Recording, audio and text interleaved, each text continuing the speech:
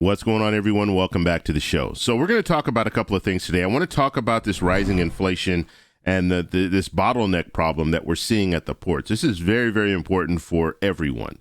And we're also going to talk about the infrastructure bill. Where are we at this point? When will we be able to see some movement when it comes to the infrastructure bills? But first off, on this channel, we talk about news that matters. If that sounds like something interesting to you, please subscribe to the channel and hit that little bell notification. That way you'll get notified anytime we put out a video. And like always, if you see my name and a picture of me in the comment section, make sure you also see a check mark next to my name. That check mark signifies that it's me. If you do not see that check mark, it's not me. It's someone trying to impersonate me. Okay, so the first thing I want to talk about this whole inflation problem. Because we just saw Social Security Administration, it just announced COLA for 2022. It's at 5.9%, which is making some people happy, right? I won't say everyone happy, because some people have to face the reality that now we have COLA increase. Now we're going to also see an increase in the Medicare premium, Medicare Part B. So this is going to be a problem for people. Even though you're getting an increase with Social Security COLA, you're going to be looking at a Medicare increase. So, and that's automatically deducted from your Social Security benefits. Now, this is something that definitely needs to be addressed. We're talking about a COLA increase, and then you have Medicare right behind it increasing as well. So you're really never going to get ahead. But I want to talk about inflation, because this was the talk a few months ago was that inflation, this is going to be temporary. It's going to go away. But now we're looking at another crisis when it comes to inflation. And I want to show you. Now, this is a graphic from NBC, and I just want to kind of go over some of the things that they're focused on here. So the first thing there is 12%. That's on kids' shoes. Now, it's very interesting that they say kids' shoes. Why not just talk about shoes in general? But I think they're going for the highest percentages because they have more of an effect, right? If you see a higher percentage, it's more effective as a graphic. So 12% for kids' shoes, 17% for beef, 24% for new and used cars, and 42% for gas. Now that last graphic, 42% for gas, that is obviously that affects everyone. That affects transportation. That affects when you go to the grocery store just to buy any product. It's probably going to be more expensive because the cost of gas, the cost to get it there is more. And so this is something that we really need to pay attention to, because we're moving into the holidays right now. We're going to be looking at people going out and shopping. We have Black Friday on the horizon. We have all these different shopping days, and it looks like the cost of everything will be going up. So that means for people on a fixed income, people on Social Security, retired individuals, they're going to be looking at a situation where now they're going to be paying more for the same product that they bought last year. They're going to be paying more this year for. And so this is something that we need to follow. And we're also looking at a bottleneck. We're looking at a bottleneck at the ports. Okay, I happen to live near Long Beach, not in Long Beach, but near Long Beach. And that is a huge problem. That's a huge port. We get a lot of our products coming in through that port. Right now, you have ships that have been out there for months waiting to get in port so they can drop off all of their products. And so as long as they wait, the demand is there. The American people want to buy. They want to stimulate the economy. They have the money at this point to buy the products, but the products are just sitting offshore. And until they bring them inshore, until we are actually able to buy them, we have a limited supply that are in the stores right now, which means what? The price of all those products are going to go up. And they're going to continue to rise if the demand continues to be there. So this is a big problem that we're looking at, supply and demand. So if we have a limited amount of products and we have a lot of people that want those products are really going to get expensive really fast. And so right now, the Biden administration, they've indicated that they're going to open the ports 24/7. So they're not going to close. So they're going to try to get as many of these ships processed as possible. That way, hopefully we'll have a good Christmas. We'll be able to be in a situation where people can buy freely and not be in a situation where there's a shortage of products to buy. So that's something that we're going to have to keep focused on. Okay, now I also want to talk about the first infrastructure bill and the second infrastructure bill, or the human infrastructure bill, the $3.5 trillion bill that we've been hearing a lot about in the last couple of weeks, but it's starting to dwindle as far as the talk. The politicians really aren't talking too much about it. And so we're now in a situation where you need to keep it at the forefront, because if you don't, politicians love to kick things down the road.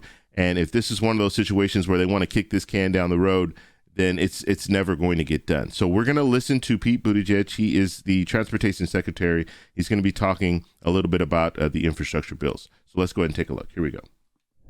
Supply capacity. One of your tasks these days is also trying to sell the president's agenda, particularly what you've referred to it a few times on Build Back Better. There seems to be some news over the weekend that some of the biggest, perhaps the most important climate provisions in the bill have been struck down because of some negotiations with Senator Manchin. Are you concerned that the lack of an aggressive action on climate that it looks like this bill no longer will have in order to get 50 votes, is going to end up costing you progressive support? I mean, is what it takes to get Manchin on climate, is it going to lose progressives on climate? And before he answers this question, this is a big deal. And you might think, well, climate change provisions, I don't really care about that. I care about some of the other things that are in these proposals. But when it comes down to it, if you have progressives, you need support. When it comes to Democrats, you need all, in the Senate, you need all 50 Democrats. And if you have progressives that are going to hold out because of the climate provisions, that Senator Manchin doesn't want some of these climate provisions in there. So if the progressives say no, then guess what? You have no bill. And so everyone has to be on the same page when it comes down to it. So we're talking about the Senate and we're talking about the House, because in the House, you have a much stronger group of progressives, so they can really move things as well. So this is one of those situations where you might think, well, climate change, it doesn't really affect me, or I don't really care too much about that. I care about some of the other things. These packages are going to be going together. So the progressives are going to have to be just as happy as Senator Manchin, Senator Sinema, and some of the moderates. Look, the president is committed to major climate action. He has been from day one. You saw that in everything from rejoining Paris to the achievements of the climate summit to the preparations for the talks that are going to take place next month in Glasgow. And this is important, not just morally, but also economically, something I think we need to recognize, that like any maintenance issue, and this is basically a maintenance issue for the planet, the longer you take to deal with it, the more there will be costs in livelihoods and in dollars and, of course, in lives. So this remains a core commitment of this administration. And, of course, my slice of it as transportation secretary is one that we're working very hard on to prepare America for a future with more electric vehicles and to decarbonize other sectors of transportation, which amounts to the biggest part of our economy when it comes to emissions right now. Are we going to hold up the bipartisan infrastructure bill any longer than October 31st if there's no deal on the larger agenda? Look, I'm not going to predict legislative mechanics. What I will say is that we've got to get this done. And we've got to get this done for the American people and the American economy. Look, the Build Back Better vision and the infrastructure bill are supported by a majority of Americans. They're going to make lives better concretely in this country. They're going to strengthen the economy. And one underappreciated aspect of the president's agenda is that it will also lower the inflationary pressures that we're experiencing in this economy by making it easier for people to thrive and do well in the workforce, and by, of course, improving our infrastructure that is so important to the supply chains that we've been talking about this morning. Okay, so that was Pete Buttigieg talking about the infrastructure bills and why it's important for them to get them through as fast as possible. And they really don't have an answer when you ask them, is this going to get done by October 31st, or what are we looking at here? And they just all say the same thing. It has to get done. And that's the issue. That's the serious issue. How are you going to get to that point? We know it needs to get done, but how are we going to get to that point? And so he also talked about inflation at the very end there, and this could decrease inflation, which would be good. And part of the reason, one of the things, there's $17 billion that's allocated for the ports.